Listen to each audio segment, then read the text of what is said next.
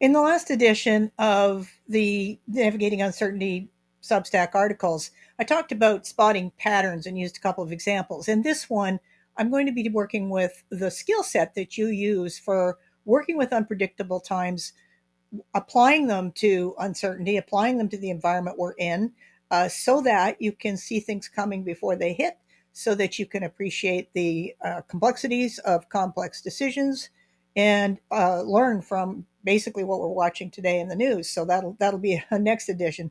But in this one, I want to specifically focus on what happened during the 2004 tsunami, when indigenous tribes, the Sentinelese in particular, escape the effects of the tsunami. They would normally be out fishing at the time that the 2004 tsunami hit, but they were not at that time that it occurred. Why? Well, because they have very well developed sensory capacities.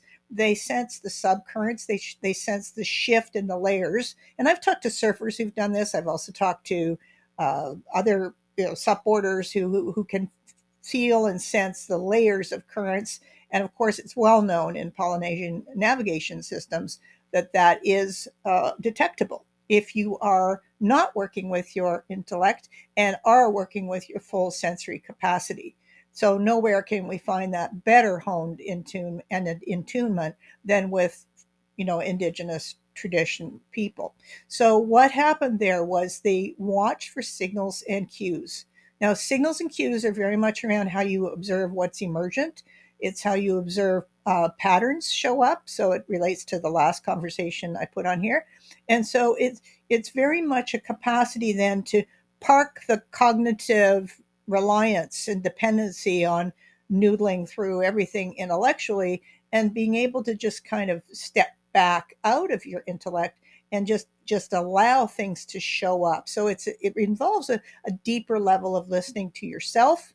Of course, you have to be true to yourself, because if you're not true to yourself, you're going to hear all the tapes that go with, you know, living up to the norm, living up to somebody else's expectations. So it really relies on you making a commitment to be true to you. It doesn't mean it's perfect. It doesn't mean it's all the time, but it does mean that there's a commitment there to be true to yourself. So what happened with the Sentinelese people? Now, bear in mind, I'm just going to stare at my notes because I don't remember numbers.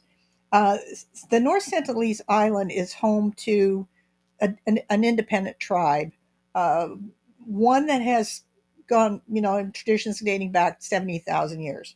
That's a long time ago. They retain a Paleolithic way of life, and the first record of these peoples came from 1771. So these people then are very attuned to the land that they are on, and this is key to being able to detect what's coming up next. Now, I know when before the epidemic, whether you call it fake or not, doesn't really matter.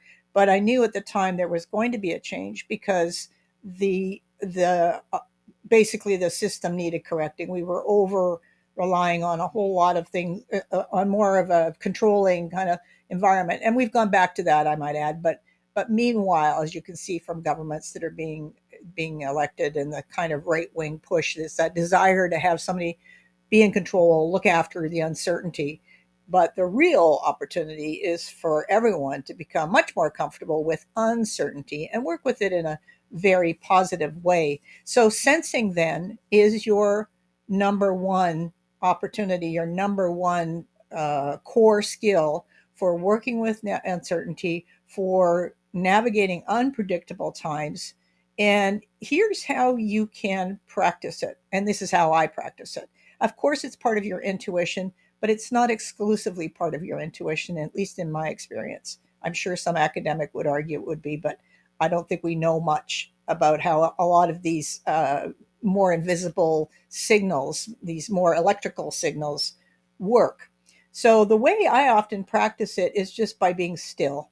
And it is particularly fun to do in the bush, just sitting down and listening, because that's where the other noise stops and you can actually see and sense what's going on in the immediate environment you're in.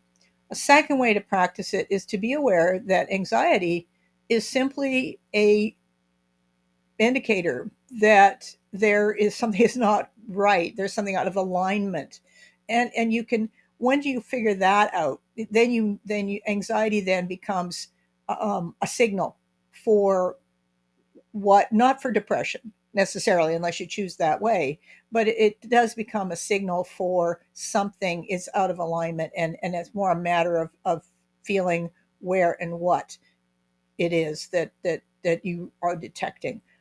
I mean, I feel that if you're putting out your feet on the planet today, you know that and you're sensitive at all, you can detect that this is a very interesting time for our planet, and the anxiety is quite often reflects that, because whether you're conscious of it or not, you will be able to detect that. So that's the sensing is then is one of the first and most important in my mind skill sets for working with uncertain conditions, working with complexity in all of its shapes and forms. Life is complex, let's face it. There's very few places where you can find single line thinking, and yet we rely on, and you're seeing witness in the news, single lane thinking is just like A to B. I'll cover that in my next little episode here. But meanwhile, I invite you to practice the idea of sensing your way through situations. Ones that your mind, the job your mind does is make sense out of all that data. But first and foremost, you want to be paying attention to that data. So it's going to be social emotional data, what's going on in the environment I'm in, what's going on in my mind, in my head, what are my thoughts, what's the tone of my thoughts, what am I generating from that. And so there's a number of things that you can pay attention to, all of which informs your emotional and your mental health. And that is the foundation from which your decisions get made. When you are well emotionally and mentally, you make better decisions. That's pretty obvious and pretty simple, but that is the core of it.